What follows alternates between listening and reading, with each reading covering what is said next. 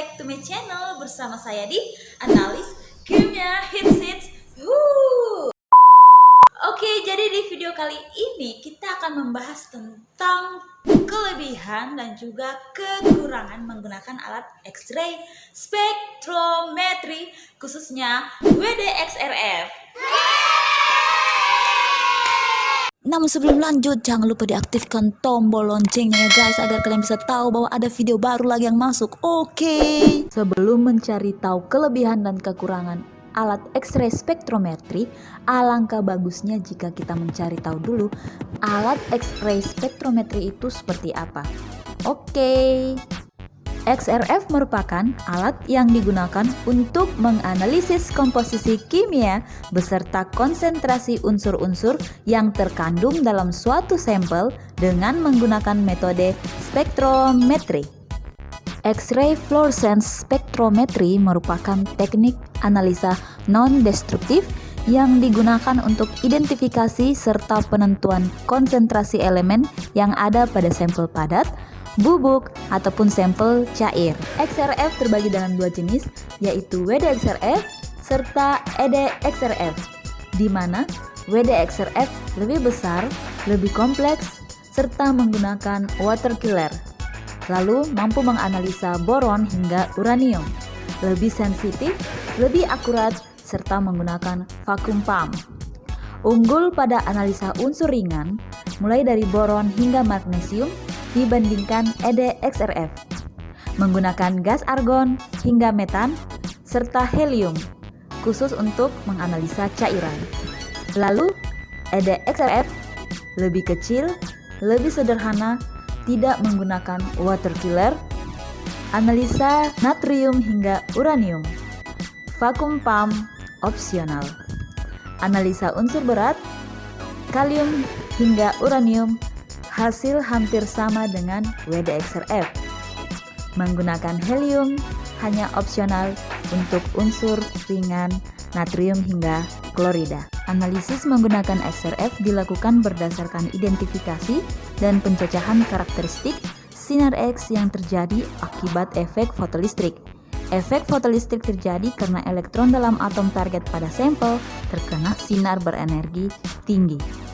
Elektron di kulit K terpental keluar dari atom akibat dari radiasi sinar X yang datang. Akibatnya, terjadi kekosongan atau vakansi elektron pada orbital. Elektron dari kulit L atau M turun untuk mengisi vakansi tersebut, disertai oleh emisi sinar X yang khas dan meninggalkan vakansi lain di kulit L atau M. Saat vakansi terbentuk di kulit L, elektron dari kulit M atau N turun untuk mengisi vakansi tersebut sambil melepaskan sinar S yang khas. Spektrometri XRF memanfaatkan sinar X yang dipancarkan oleh bahan yang selanjutnya ditangkap detektor untuk dianalisis kandungan unsur dalam sampel. Nah, seperti yang kita ketahui, jenis XRF ada dua teman-teman, yaitu WD-XRF dan juga ED-XRF. Lalu bagaimana prinsip kerja dari masing-masing XRF tersebut? Jenis XRF yang pertama adalah WD-XRF atau Wavelength Dispersive X-ray Fluorescence, di mana dispersi sinar X didapat dari difraksi dengan menggunakan analyzer yang berupa kristal yang berperan sebagai grid. Kisi kristal yang spesifik memilih panjang gelombang yang sesuai dengan hukum Bragg.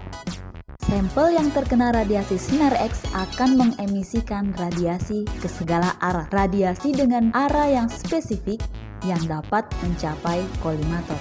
Sehingga refleksi sinar radiasi dari kristal ke detektor akan memberikan sudut theta. Sudut ini akan terbentuk jika panjang gelombang yang diradiasikan sesuai dengan sudut theta dan sudut 2 theta dari kisi kristal. Maka hanya panjang gelombang yang sesuai akan terukur oleh detektor. Karena sudut refleksi spesifik bergantung panjang gelombang. Maka untuk pengukuran elemen yang berbeda perlu dilakukan pengaturan posisi kolimator, kristal, serta detektor. Jenis XRF yang kedua adalah EDXRF, Energy Dispersive X-ray Fluorescence. EDXRF spektrometri bekerja tanpa menggunakan kristal, namun menggunakan software yang mengatur seluruh radiasi dari sampel ke detektor. Radiasi emisi dari sampel yang dikenai sinar X akan langsung ditangkap oleh detektor. Detektor menangkap foton-foton tersebut dan dikonversikan menjadi impuls elektrik. Amplitudo dari impuls elektrik tersebut bersesuaian dengan energi dari foton-foton yang diterima detektor. Impuls kemudian menuju sebuah perangkat yang dinamakan MCA, Multi-Channel Analyzer, yang akan memproses impuls tersebut sehingga akan terbaca dalam memori komputer sebagai channel. Channel tersebut yang akan memberikan nilai spesifik terhadap sampel yang dianalisa. Pada XRF jenis ini membutuhkan biaya yang relatif rendah teman-teman, namun keakuratan berkurang. Berdasarkan pemahaman serta prinsip kerja yang kita pelajari, kita dapat menarik beberapa kesimpulan tentang kelebihan serta kekurangan alat XRF. Kelebihan dari XRF antara lain, cukup mudah, murah, dan analisanya cepat. Jangkauan elemen hasil analisa akurat, membutuhkan sedikit sampel pada tahap preparasi. Dapat digunakan untuk analisa elemen mayor seperti SI, TI, AL, FE, MN, MG, CA, NA, K, dan P, maupun tes elemen lebih besar dari 1 ppm, BA, CE, CO, CR, CU, GA, LA, NB, NI, RB, SC, SR, RH, U, V, Y, ZR, dan ZN. Kekurangan dari XRF antara lain, tidak cocok untuk analisa elemen yang ringan seperti helium dan hidrogen. Analisa sampel cair membutuhkan volume gas helium yang cukup besar. Preparasi sampel biasanya membutuhkan waktu yang cukup lama dan membutuhkan perlakuan yang banyak. Oke teman-teman, itulah tadi beberapa kekurangan dan juga kelebihan alat X-ray spektrometri. Teman-teman bisa membandingkan nih WDXRF atau EDXRF yang sangat dibutuhkan dan yang paling dibutuhkan di perusahaan teman-teman. Apalagi bagi teman-teman yang baru mau memulai karir dalam dunia analis laboratorium khususnya nikel dan lain sebagainya yang membutuhkan alat X-ray spektrometri, teman-teman bisa belajar dari sekarang, bisa tahu mengoperasikan dan juga bisa tahu kira-kira kerugian dan sebagainya itu kayak gimana. Oke, sampai bertemu di video-video selanjutnya. Bye-bye.